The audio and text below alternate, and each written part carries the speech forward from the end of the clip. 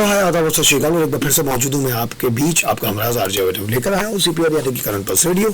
आज की ताज़ा तरीन खबरें 90.4 मेगाहर्ट्ज़ कम्युनिटी रेडियो नैनवाणी पर। टीम इंडिया के दिग्गजों का दौर खत्म हुआ या आखिरी सपना सच होगा? ये सारी की सारी खबरें आप लोगों के पास आती है बीबीसी हिंदी के माध्यम से। हम उनको धन्यवाद करते हैं और शुक्रिया अदा करते हैं। मायूसी के तौर पर अक्सर एक कहा जाता है कि इस रात की सुबह नहीं होगी। मुंबई में न्यूजीलैंड के खिलाफ लगातार तीसरे टेस्ट मैच में लंच के ठीक बाद मिली हार के बाद ये कहा जा सकता है कि भारतीय क्रिकेट में इस दोपहर के बाद शाम नहीं दिखती, और अगर वो शाम आती भी है तो अगले साल जनवरी से पहले भारतीय क्रिकेट में नई युग की सुबह नहीं नजर आ रही है। आखिरकार क्रिकेट में जिस भारतीय किले को अभेद्य और सबसे दुर्गम माना जाता था, उससे न्यूजीलैंड की टीम ने अपने सबसे कामयाब बल्लेबाज और अनुभवी खिलाड़ी केन विलियमसन की गैर मौजूदगी में ही न सिर्फ तोड़ा बल्कि घरेलू जमीन पर लगातार 18 सीरीज जीतने वाले उसके घमंडी आंकड़े को भी चकनाचूर कर दिया। जब आप ये सोचे कि मुंबई में तो पुणे टेस्ट के हीरो मिचेल सेंटनर भी नहीं थे, तो आपको एहसास होगा कि पिछले 25 सालों में टेस्ट क्रिकेट में भारतीय क्रिकेट का यह सबसे निराशाजनक दौर है।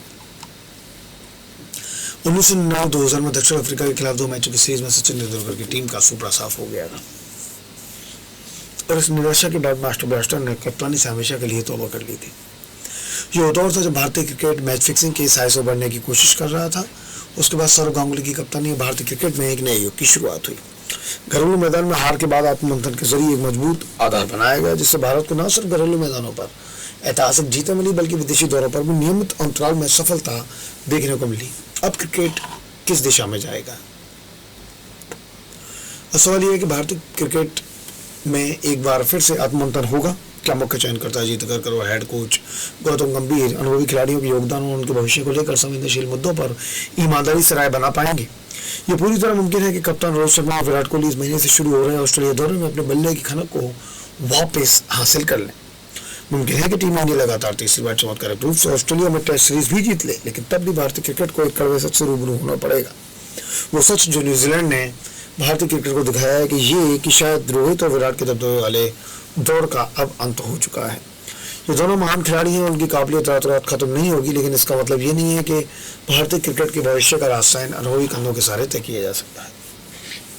क्रिकेट के इतिहास में अगर गौर करें तो ये अक्सर अपने सबसे पहले सपूत के साथ आखिरी वक्त में निर्ममता से ही पेश आता है। इस खेल ने सर डॉन ब्रैडमैन को उनकी आखिरी पारी में नहीं बख्शा और 0 पर विदाई दी। अगर वो सिर्फ 4 रन और बना लेते तो उनका औसत 100 रन का होता। विवियन रिचर्ड्स, रिकी पॉन्टिंग और यहाँ तक कि सचिन तेंदुलकर को भी क्रिकेट ने यह बताने से गुरेज नहीं किया कि बढ़ती उम्र का असर उनके खेल पर भी पड़ता है। विराट कोहली और रोहित शर्मा, तो क्या विराट कोहली और रोहित शर्मा भी उसी दौर में पहुंच चुके हैं? रोहित ने तो मैच हारने के बाद खुद सार्वजनिक तौर पर माना कि एक बल्लेबाज और कप्तान के तौर पर वो अपनी लय में नहीं थे। भारतीय क्रिकेट में सीरीज की हार के बाद कोई कप्तान सरेआम इस तरीके से अपनी गलती नहीं कबूल करता है, लेकिन क्या रोहित के पास कोई दूसरा विकल्प भी बचा था? जब मुंबई के दिग्गज खिलाड़ी, चाहे वो सुनील गावस्कर हो या फिर रवि शास्त्री या फिर संजय मांजरेकर, जो मौजूदा कप्तान के टेम्परामेंट और उसकी तकनीक पर तीखी टिप्पणियां करने से नहीं हिचक रहे थे। विराट कोहली के लिए दौर 2014 के इंग्लैंड दौरे के बाद उनके करियर का सबसे खराब दौर है। पिछले 5 सालों में उनका औसत 55 से गिरते हुए अब 30 के करीब पहुंच गया है। इस दौरान बड़ी पारी वाले दूर की बात शतक भी बड़ी मुश्किल से आ रहे हैं। दूसरी तरफ उनके समकालीन और फिब 4 के अहम सदस्य जो रूट शतकों का अंबार लगा रहे हैं। पिछले 4 सालों में 18 शतक। वही कोहली के लिए सीरीज में 6 पारियों में कुल मिलाकर भी 100 रन नहीं बना पाना उनकी बादशाह वाली छवि के साथ बिल्कुल अटपटा सा लगता है। आखिर चूक किससे हो रही है? रविंद्र जडेजा ने भले ही मुंबई में दोनों पारियों में 5-5 विकेट लेकर आलोचकों को शांत कर दिया हो, लेकिन सिक्के का दूसरा पहलू यह भी है कि इस मैच से पहले पिछले 24 पारियों में जडेजा ने सिर्फ एक पारी में 5 विकेट लिए थे। सिर्फ इस साधारण सीरीज के बाद रविचंद्रन अश्विन की आलोचना करना शायद सही नहीं होगा, क्योंकि बांग्लादेश के खिलाफ पिछली सीरीज में वो मैन ऑफ द सीरीज रहे थे। तो इसका मतलब क्या यशस्वी जायसवाल की आलोचना करेंगे, जिन्होंने इस साल टेस्ट क्रिकेट में भारत के लिए सबसे ज्यादा रन बनाए हैं, या फिर मुंबई की दोनों पारियों में नाकाम होने वाले युवा सरफराज खान की, जिसने सिर्फ एक मैच पहले बंगलौर में 151 रनों की पारी खेली थी, या फिर आलोचना शुभमन गिल की होगी, जो लगातार बेहतर होते तो दिख रहे हैं, लेकिन जिस तरह की काबिलियत उनमें दिखती है अब भी उसी अंदाज में वो रन नहीं बटोर रहे हैं। केएल जो अक्सर ऐसे मौकों पर सोशल मीडिया में बली का बकरा बनते हैं, वो पिछले 2 मैचों से प्लेइंग 11 का हिस्सा ही नहीं रहे हैं। ऋषभ पंत और वॉशिंगटन सुंदर पूरी मायूसी के बीच सिर्फ उम्मीद की किरण बनकर उभरे। इत्तेफाक की बात है कि इन दोनों ने ऑस्ट्रेलिया दौरे पर भारतीय क्रिकेट को बेहद नाजुक लम्हों से उबारते हुए मैच नहीं बल्कि सीरीज जिताई है। लेकिन ऑस्ट्रेलिया के खिलाफ कुछ हफ्तों बाद होने वाली टेस्ट सीरीज में सिर्फ इन दोनों के बूते वापसी की उम्मीद नहीं की जा सकती है। पिछले साल नवंबर में वनडे वर्ल्ड कप के फाइनल में नाकामी के बावजूद रोहित शर्मा और उनके साथियों ने टीम के अनुभवी खिलाड़ियों पर भरोसा नहीं खोया था और 6 महीने बाद ही T20 वर्ल्ड कप में एक यादगार जीत हासिल की थी।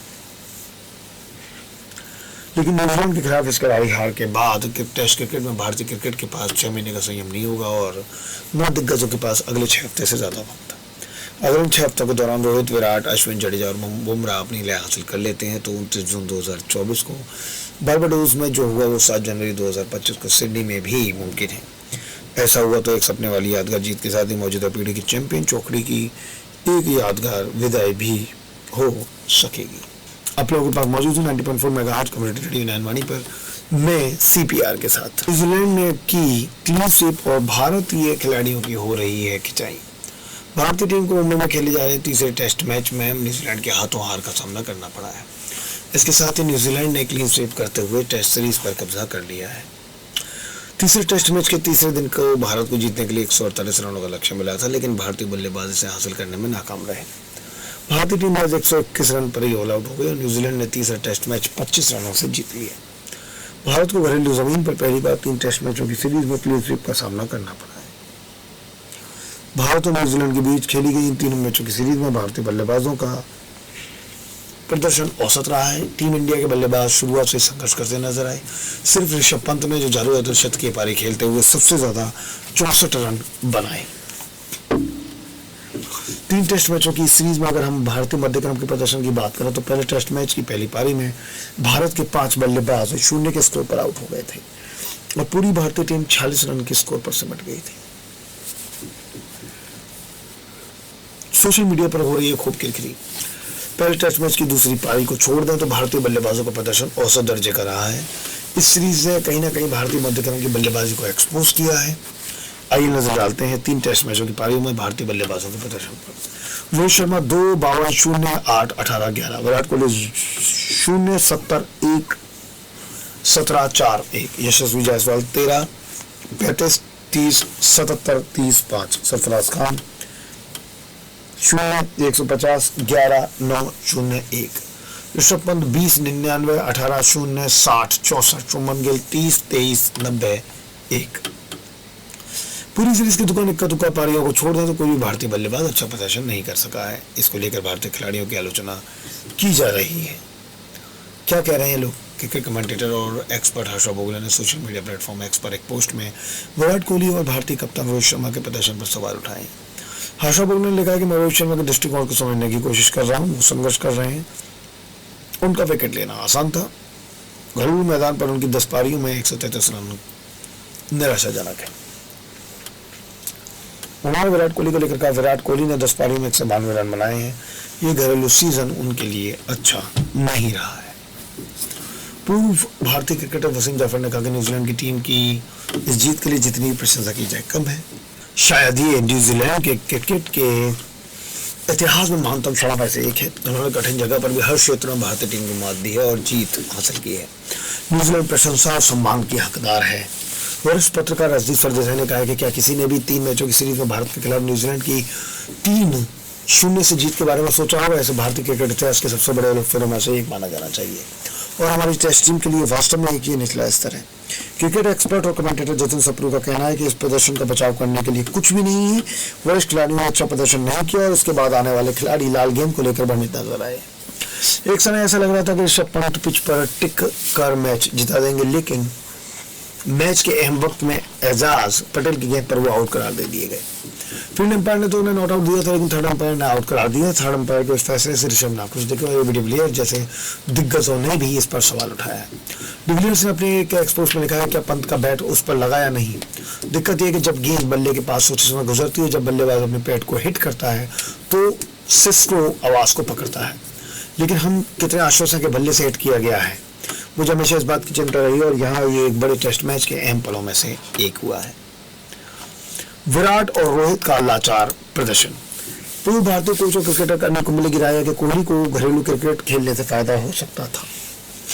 शायद घरेलू मैचों में सिर्फ 1 या 2 पारियों से मदद मिल सकती थी। विराट कोहली अभी खराब फॉर्म से गुजर रहे हैं और उनका प्रदर्शन बांग्लादेश हो या न्यूजीलैंड, दोनों टीमों के खिलाफ कुछ खास नहीं रहा है। न्यूजीलैंड के खिलाफ पिछली 6 पारियों में उन्होंने 93 रन बनाया और न्यूजीलैंड के खिलाफ पूरी सीरीज में उनका अधिकतम स्कोर 77 रन रहा है। विराट कोहली को 2 साल बाद 2013 में टेस्ट करियर की शुरुआत करने वाले रोहित शर्मा ने 2022 तक 45 टेस्ट मैचों में 46 की औसत से 3137 रन बनाए थे, जिसमें 8 शतक शामिल थे। मगर 2023 से उनके करियर की में औसत गिरावट दर्ज होने लगी। जनवरी 2023 से कप्तान रोहित शर्मा ने 18 टेस्ट में 35 की औसत से 1104 रन बनाए, जिसमें 4 शतक शामिल हैं। रोहित शर्मा का एशिया में स्पिन के मुकाबले औसत 36.2 है। इस साल की शुरुआत में वेस्टइंडीज में विश्व कप जीतने के बाद विराट कोहली और रोहित शर्मा ने T20 अंतर्राष्ट्रीय क्रिकेट छोड़ दिया और अब टेस्ट क्रिकेट में दोनों के लेचर प्रदर्शन से ऑस्ट्रेलिया में टीम की मुश्किलें बढ़ती तय है, जहां उन्हें 5 टेस्ट मैचों की सीरीज खेली है। ये मेरे साथ 90.4 मेगाहर्ट्ज कम्युनिटी रेडियो नैनवानी पर। धन्यवाद।